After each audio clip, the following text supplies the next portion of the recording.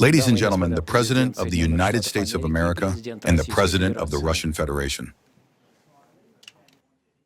Esteemed Mr. President, ladies and gentlemen,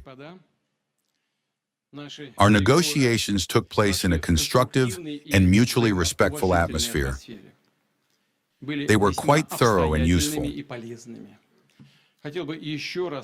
I would like once again to thank my American colleague for the invitation to come to Alaska. It is entirely logical to meet precisely here, since our countries, though separated by oceans, are in fact close neighbors. And when we met, when we came out of the airplanes, I said this: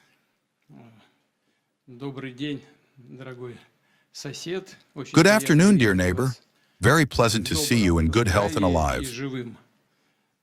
And in a neighborly way, this sounds, in my opinion, very kind.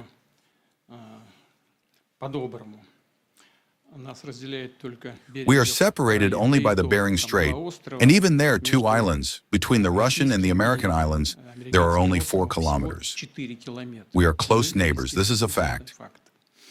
It is also important that Alaska is connected with a significant part of the shared history of Russia and the USA, with many positive events. Thus, here to this day is preserved an enormous cultural heritage of the era of Russian America. Orthodox churches, many of them, more than 700 geographical names of Russian origin. During the Second World War, it was precisely in Alaska that the legendary air route for the delivery of combat aircraft and other equipment under the Lend-Lease Agreement began. It was a dangerous, difficult route over vast icy expanses, but the pilots and specialists of the 2 countries did everything to bring victory closer. They took risks. They gave their lives for the common victory. Just now, I was in the city of Magadan in Russia. There stands a monument to Russian and American pilots, and the flag on the monument is both Russian and American. I know that here, too, there is such a monument. At the military cemetery, just a few kilometers from here, are buried Soviet pilots who died carrying out that heroic mission. We are grateful to the American authorities and citizens for their careful attitude toward their memory.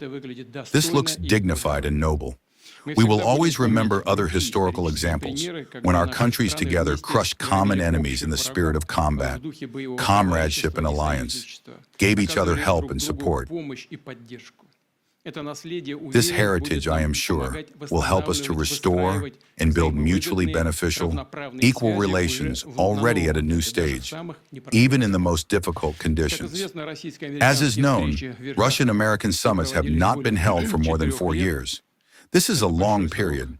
The past period was very difficult for bilateral relations, and, to speak frankly, they slid down to the lowest point since the Cold War. And this does not benefit either our countries nor the world as a whole.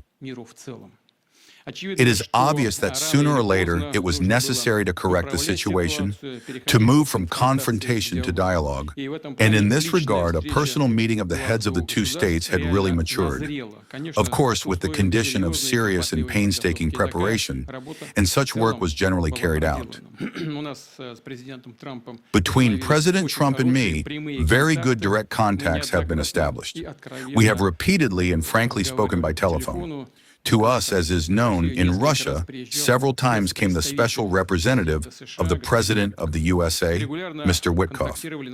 Our aides and the heads of the foreign policy departments regularly contacted. As you well know and understand, one of the central questions became the situation around Ukraine. We see the aspiration of the administration of the USA and personally of President Trump to contribute to the resolution of the Ukrainian conflict, his desire to delve into its essence and to understand its origins. I have said more than once that for Russia, the events in Ukraine are connected with fundamental threats to our national security. Moreover, we have always considered and consider the Ukrainian people, I have spoken about this repeatedly, as brotherly, strange as that may sound in today's conditions. We have common roots, and everything taking place for us is a tragedy and a heavy pain. Therefore, our country is sincerely interested in putting an end to this. But at the same time, we are convinced that in order for the Ukrainian settlement to have a stable and long-term character, all the root causes of the crisis, which have been spoken about repeatedly, must be eliminated. All legitimate concerns of Russia must be taken into account. And a just balance in the sphere of security in Europe and in the world as a whole must be restored. I agree with President Trump. He spoke about this today, that without doubt the security of Ukraine must also be ensured. Of course, we are ready to work on this. We would like to hope that the understanding we have reached will make it possible to move closer to that goal and will open the road to peace in Ukraine. We count on the fact that in Kiev and in the European capitals, all this will be perceived in a constructive manner and that no obstacles will be created. There will not be attempts through provocations or behind-the-scenes intrigues to disrupt the progress that is emerging. By the way, with the arrival of the new administration in the USA, our bilateral trade turnover has begun to increase. All this is so far of a symbolic character, but still plus 20%. I am speaking about the fact that we have many interesting directions for joint work. It is obvious that Russian-American business and investment partnership has enormous potential.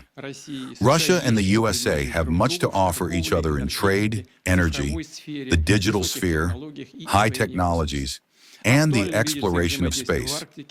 Also relevant is cooperation in the Arctic, the resumption of interregional contacts, including between our Far East and the American West Coast. In general, it is important and necessary for our countries to turn the page and return to cooperation. It is symbolic that nearby, on the border of Russia and the USA, as I already mentioned, runs the so-called international date line, where one can literally step from yesterday into tomorrow. And I hope that we will succeed in doing the same in the political sphere. I would like to thank Mr. Trump for the joint work, for the benevolent and trusting tone of the conversation. The main thing is that on both sides there was a focus on results. We see that the President of the USA has a clear understanding of what he wants to achieve, sincerely cares about the prosperity of his country, and at the same time shows understanding of the existence of Russia's own national interests. I count on the fact that today's agreements will become a starting point not only for resolving the Ukrainian problem, but will also mark the beginning of the restoration of businesslike and pragmatic relations between Russia and the USA. In conclusion, I would like to add the following. I remember that in 2022, during the last contacts with the previous administration,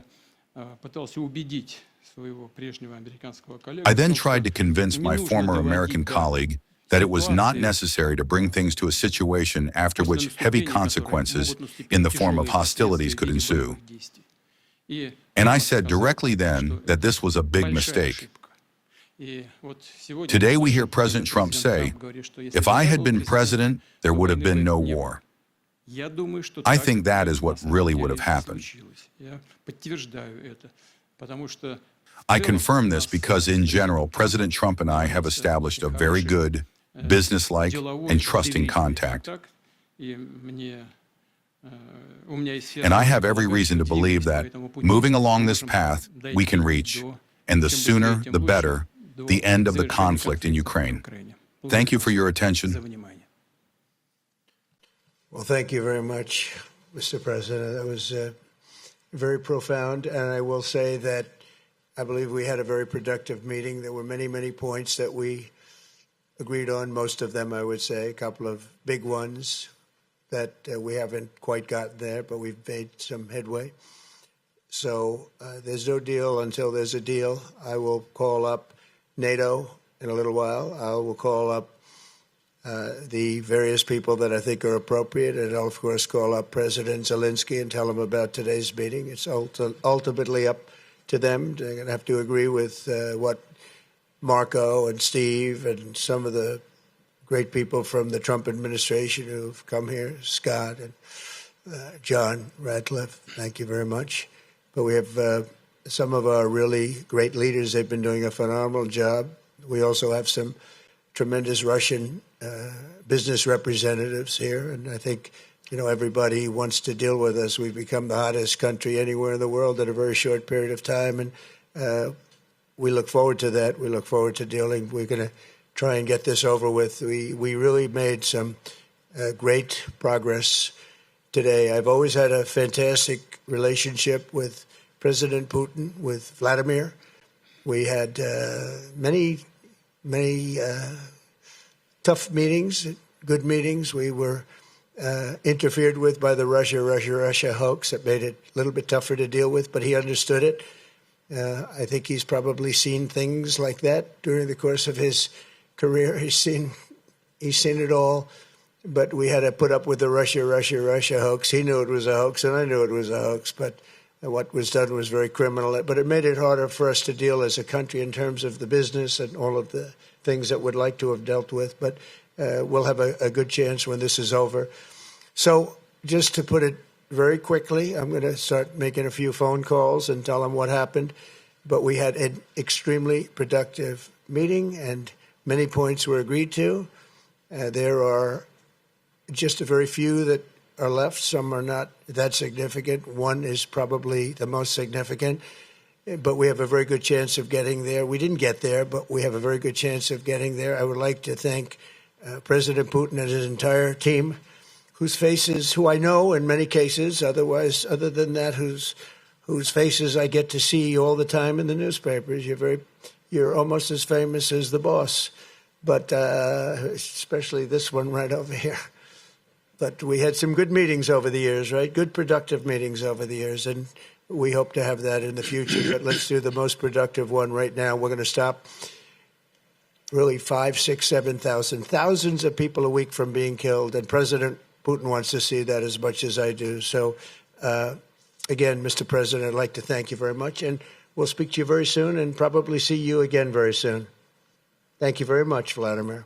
Next time in Moscow. Oh, that's an interesting one. I don't know. I'll get a little heat on that one, but I could see it possibly happening. Thank you very much, Vladimir. And thank you all. Thank you. Thank you. Thank you so much.